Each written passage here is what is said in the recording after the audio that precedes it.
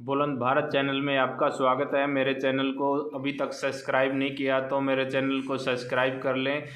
इस वीडियो को अंतिम तक देखिए, आपको इस वीडियो के अंदर बहुत कुछ सीखने को मिलेगा और कमेंट बॉक्स में उत्तर दीजिए। मैंने इस सिस्टम को दो चीज के लिए किया। पहला, रॉयल्टी जो 7 जनरेशन तक चलता है, आप अपनी अपलाइन से पूछोगे वो बताएंगे विस्तार से। सेकंड, सिक्योरिटी, सुरक्षा।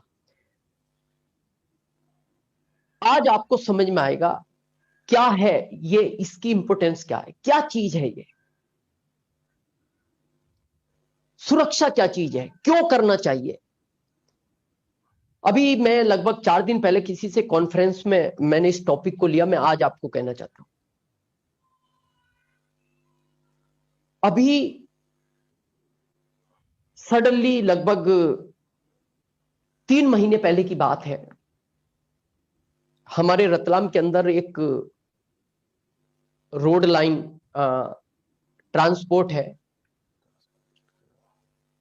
जिनके पिता इस दुनिया में नहीं है। उनके 2 बेटे थे, एक लगभग 35 साल का था, एक 38 साल का था। दोनों उस रोड लाइंस पे ट्रांसपोर्ट पे बैठते थे और बहुत बड़ा ट्रांसपोर्ट था, बहुत समय से चलता है। इस महामारी के दौर में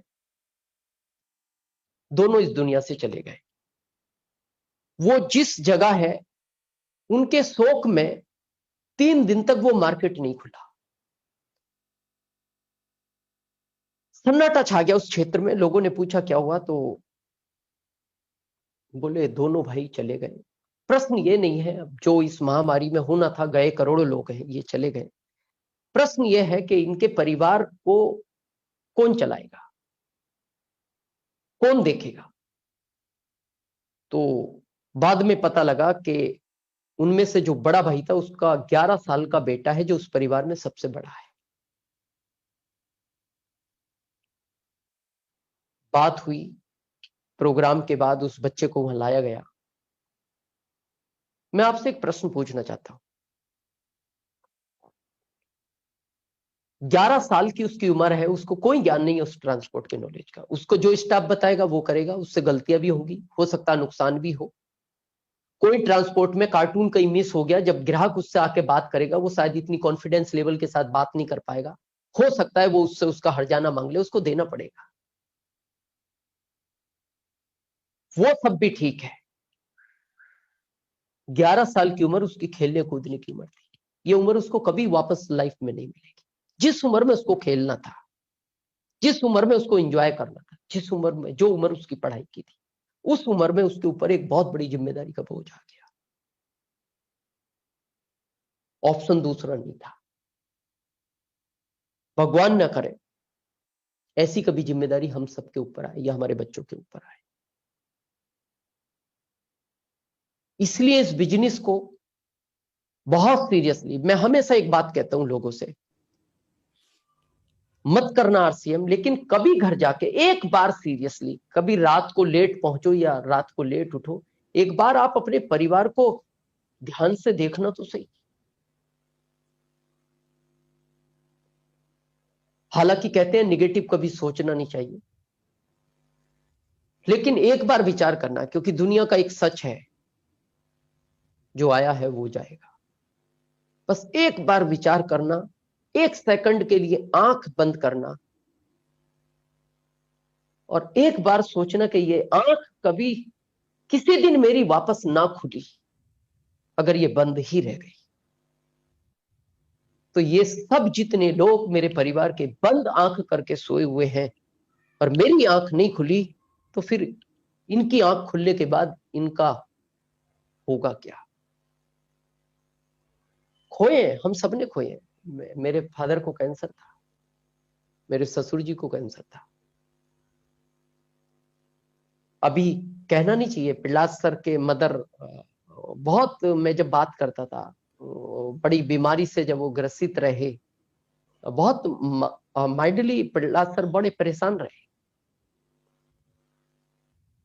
जबकि कहा जाता है कि जो आया है वो जाएगा, निश्चित है।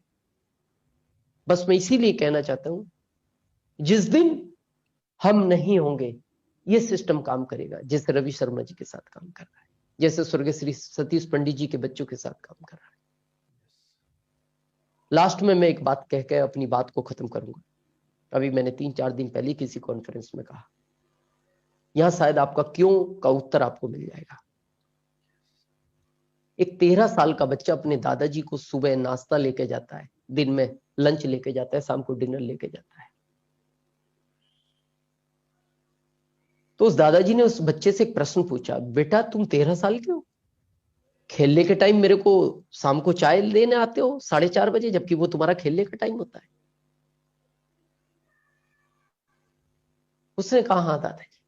ये उम्र बीतती गई, वो बच्चा 22 साल का हो गया, फिर भी वो टाइम पे अपने दादाजी को, जब वो आता था और सारी चीजें वही टाइम पे, उनको ब्रेकफास्ट, रात को दूध, 4:30 बजे चाय, दिन का लंच, रात का डिनर।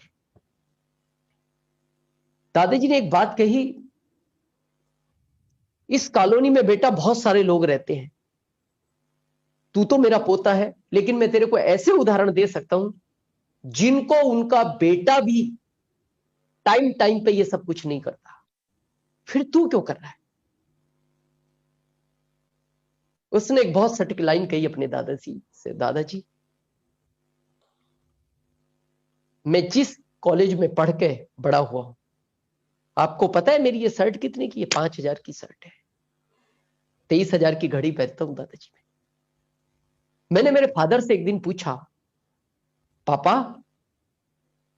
आपकी इनकम तो इतनी नहीं है, फिर आप मेरे को, आपने एक अच्छी बाइक दिलाई मेरे को, 23,000 की घड़ी दिलाई, 5,000 का शर्ट आप मेरे को पहनाते हो, 7,000 के जूते मैंने पहन रखे, आप तो इतना नहीं कमाते।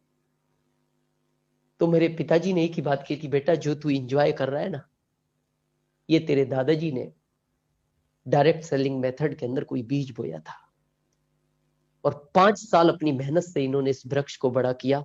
आज हम जितने भी फल खा रहे हैं, ये तेरी घड़ी हो या तेरी शर्ट हो, ये तेरे दादाजी के उसी बोए हुए बीज का फल है। इसीलिए दादाजी, मैं जब तक इस दुनिया में रहूंगा, मैं इसी तरह आपका लालन पोषण करूंगा।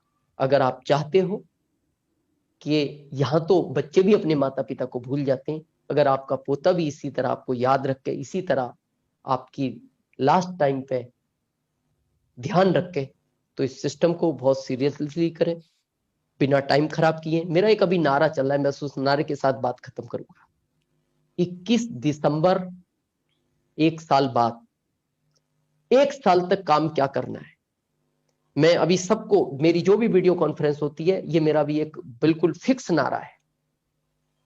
जो आपका सोने का टाइम है 6 से 8 घंटे, क्योंकि अच्छे स्वास्थ्य के लिए 6 से 8 घंटे सोना चाहिए, एक डॉक्टर बोलता है। जितने टाइम आप भोजन करते हो, 10 मिनट, 15 मिनट, 20 मिनट, भोजन को 32 बार चबा के खाना चाहिए एक अच्छे हेल्थ के लिए। ये दोनों काम बिल्कुल आप, जो आपको समय सीमा है उसमें करें, लेकिन उसके बाद एक एक सेकंड, ये साल कीमती है, एक भी सेकंड खराब नहीं होना चाहिए। लिस्ट बनाएं, अप्लायंस से कॉन्फ्रेंस में बात करें, अप्लायंस सिस्टम को सीखें, लाइफलाइन को सिखाएं, ये जितने भी ऑफर हैं इन पे काम करें, अपने ग्रोथ पे काम करें।